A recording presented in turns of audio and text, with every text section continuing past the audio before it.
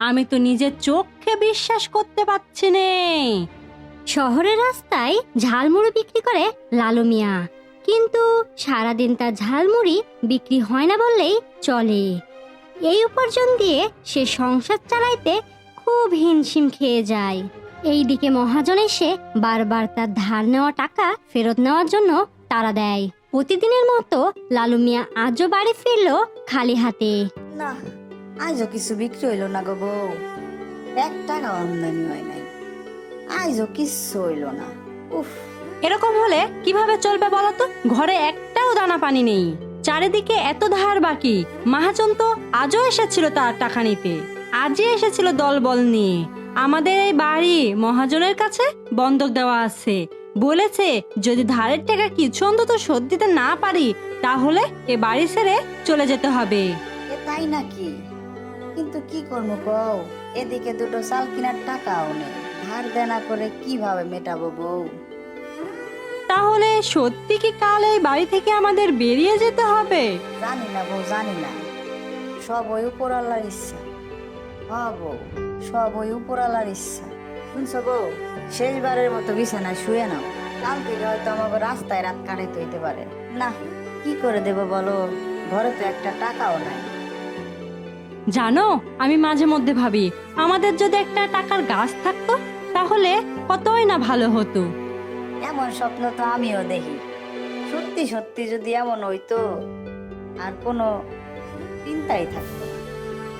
জাদুর গাছ নাড়াইতাম আর টুকটাক টুকটাক করে টাকা জড়তো, সেই টাকা দিয়া আমরা বাড়ি করতাম, গাড়ি করতাম, সুন্দর সুন্দর জামা কাপড় কিনতাম, আরো রং বেরঙের কত কিছুই না করতাম, আর কতই ভালো হইতো। আহা, হায় আল্লাহ, আমরা তো কোনোদিন কারো খারাপ করি না গো, কেন আমাদের সাথে এমন হচ্ছে? আমাদের সাথে এরকম কেন করছো সৃষ্টিকর্তা? না না, এমন কথা কইও না বউ, সৃষ্টিকর্তা বেজার হইব, হয়তো সৃষ্টিকর্তা আমাকে পরীক্ষা নিচ্ছেন। আচ্ছা বউ, তোমার মনে আছে এক দুপুর বেলা আমাকে বাড়িতে এক বুইড়া মুরব্বী আইছিল? মনে নেই আবার? সেদিন আমাদের ভাগের ভাত তাকে খাইয়েছিলাম যত্ন করে, তারপরে আমরা সারাদিন খালি পেটে কাটালাম। বুইড়া যাওয়ার সময় কইছিল, তোমরা খুব ভালো সৎ পথে থেকো, তাহলে দেখবা সৃষ্টিকর্তা তোমাকে সাহায্য করব। এখন দেখি এই সময় সৃষ্টিকর্তা সাহায্য করেন কিনা। যাকগে, ঘুমিয়ে পড়ো।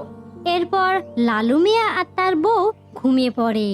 ঘুমন্ত অবস্থায় হঠাৎ লালু মিয়া স্বপ্ন দেখে সেই বুড়ো লোক তাদের বাড়ির পেছনে একটি জাদুর গাছ পুঁতে দিয়ে যায় আর বলে যখনই তাদের টাকার দরকার হবে এই গাছে পানি ঢাললে গাছটি বড় হবে এবং তাদের অনেক টাকা দিবে, আবার গাছটি আগের অবস্থানে চলে যাবে। একই বউ, আমি একই দেখতেছি, তো সত্য সত্যি একটা চারা গাছ, আমি ঠিক দেখতেছি তো বউ। বউ বউ, এদিকে একটু তাড়াতাড়ি আসো দেখি। কি হলো? কি হয়েছে? এত চিল্লাপাল্লা করছো কেন? এই যে বউ, এই চারা গাছটা কই থেকে আইলো বউ? তবে কি সৃষ্টিকর্তা আমাকে সত্যি সত্যি সাহায্য করতেছে? সৃষ্টিকর্তা মনে হয় আমাকে দিকে মুখ তুইলা তাকাইছে। এই চারা গাছটা কি জানি, আগে তো দেখিনি। কাল আমি স্বপ্ন দেখলাম ওই বুড়া এসে এই টাকার গাছ লাগাই দিয়ে যাচ্ছে, বুঝলা বউ? এইটা হলো সেই টাকার গাছ, সৃষ্টিকর্তা আমাকে সততার পুরস্কার হিসেবে এই টাকার গাছ দিছে। কি চাতা মাতা কথা বলছো বলো তো? টাকার গাছ এ আবার হয় নাকি গো? হয় হয়, সৃষ্টিকর্তা চাইলে সবই হয়, আমি স্বপ্ন দেখছি। যাও দেখি গিন্নি, এবার একটু জল নিয়ে আসো।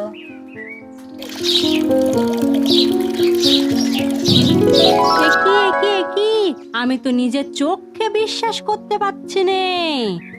এ আমার স্বপ্ন নয় তো, এ তো সত্যি সত্যি টাকার গাছ। যাও দেখি, একটু তাড়াতাড়ি যাও।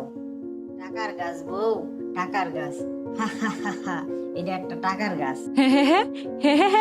এ তো সত্যি সত্যি টাকার গাছ। তাই তো দেখছি, তাই তো দেখছি, এ তো সত্যি টাকার গাছ। এ তো টাকার বৃষ্টি হচ্ছে।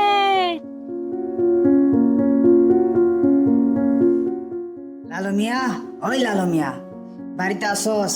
তাড়াতাড়ি বাইর হ, আজ টাকা দে, নয়তো বাড়ি ছাইরা দে, ঘর থেকে তাড়াতাড়ি বাইরে আয়। এই তো গিন্নি, মহাজন চলে আইছে।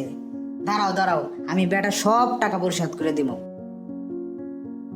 এই বেটা এই, আজকে কিন্তু আমার সব টাকা পরিশোধ করে দেওয়া লাগবে, নইলে কিন্তু গাড় ধাক্কা দিয়ে বাড়ি থেকে বের করে দিব। এই নেন হুজুর, আপনার সমস্ত টাকা ফেরত দিয়ে দিলাম। আপনার থেকে যেই টাকা নিয়েছিলাম তার সুদে আসলে সব ফেরত দিয়ে দিলাম। এই নেন আপনার টাকা। কস কি লালু, এখানে সব টাকা আছে? তুই এত টাকা কই পাইলি? হুজুর, এইখানে আপনার সমস্ত টাকা আছে।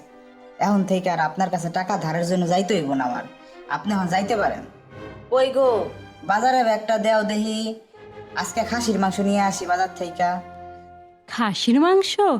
আহা, কতদিন খাসির মাংস খাইনি মন ভরে। সেই জন্যই তো বাজার থেকে 2 কেজি মাংস আনবো, আর 2 কেজি মাংস আইনা দুইজনে মিলে বেশ জমাইয়া খামো। শেষ কবে খাসির মাংস খেয়েছিলাম তা তো ভুলেই গেছি গো। যাও যাও, নিয়ে আসো। পুরা 2 কেজি মাংস নিয়ে আসবো, বুঝলা বউ? এরপরে লালু মিয়া আর তার বউ নিজেদের সব স্বপ্ন পূরণ করতে শুরু করে। সংসারের সমস্ত অভাব যেন দূর হয়ে যায়। যখনই তাদের টাকার প্রয়োজন হয় তখনই তারা গাছে পানি ঢালে এবং গাছ থেকে টাকা নেয়। আবার গাছটি আগের অবস্থানে ফিরে যায়। কিছুদিনের মধ্যে লালু মিয়ার নাম চারিদিকে ছড়িয়ে পড়ে। গরিব মানুষের অন্ন বিতরণ, বস্ত্র বিতরণ এবং সকল গরিব মানুষদের সে সাহায্য করা শুরু করে। গ্রামে যেন লালু মিয়ার প্রশংসা মুখময় হয়ে থাকে। এই জিনিসটা চোখে লাগে মহাজনের। মহাজন লুকিয়ে সমস্ত বিষয় দেখতে থাকে এবং হিংসায় জ্বলতে থাকে। এই বেটা রামু কিছুদিন আগ পর্যন্ত হইলো আত্মাত্ম, আর এখন গরিবদের টাকা বিলাই দিতেছে। এত টাকা পাইলো কনে? আর সেই জন্যই তো আমার কাছে আর কেউ টাকা নিতে আহে না। এইভাবে চলতে থাকলে তো আমার সুদের ব্যবসা লাটে উঠবো। কিন্তু লালু মিয়া এত টাকা কই পাইতাছে? ব্যাপারটা তো আমার খুঁতায় দেখতে হইব। সেদিন রাতে লালু মিয়া আর তার বউ যখন বাড়ির পিছনে গিয়ে টাকার গাছে পানি ঢালে এবং গাছ থেকে টাকা সংগ্রহ করে, এই বিষয়টি মহাজন দেখে ফেলে। ও আচ্ছা, এই বিষয়ে তাহলে কালো জাদু কইরা লালু মিয়ার টাকার গাছটা বসাইছে। এই টাকার গাছ আমারই চাই। আজ রাতের মধ্যেই এই টাকার গাছ চুরি কইরা আমার বাড়ি নিয়ে লাগাবো, আর তখন শুধু আমার টাকা পড়বো আর টাকা। তারপরে লালু মিয়া ও তার বউ যখন ঘরে ঘুমাতে চলে যায়, তখন মহাজন লুকিয়ে লুকিয়ে তার বাড়ি থেকে সেই চারা গাছটি চুরি করে নিয়ে চলে যায়।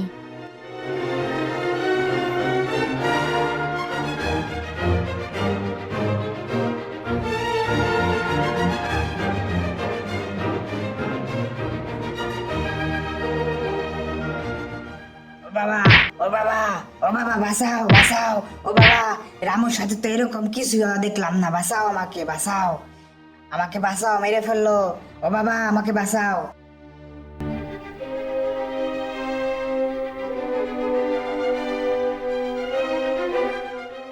ওই দেখো আমাদের টাকার গাছ।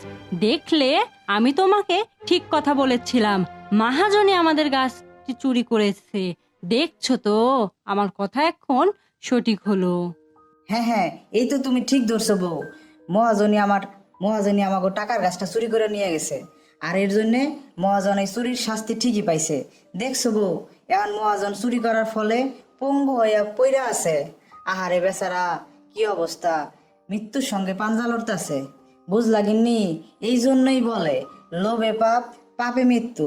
আপনারা কেউ কখনো লোভ করবেন না, আর এরকম মহাজনের মতো মৃত্যুর পথে রইলা পড়বেন না। কথাই আছে না, যেমন কর্ম তেমন ফল। দেখছো তো এখন মহাজনের কি অবস্থা হয়েছে। বেডা মহাজন লোভে পড়ে আমাদের গাছ চুরি করেছে। এখন বুঝুক ঠেলা কেমন লাগে। চলো তাড়াতাড়ি টাকার গাছটা নিয়ে ঘরে চলো।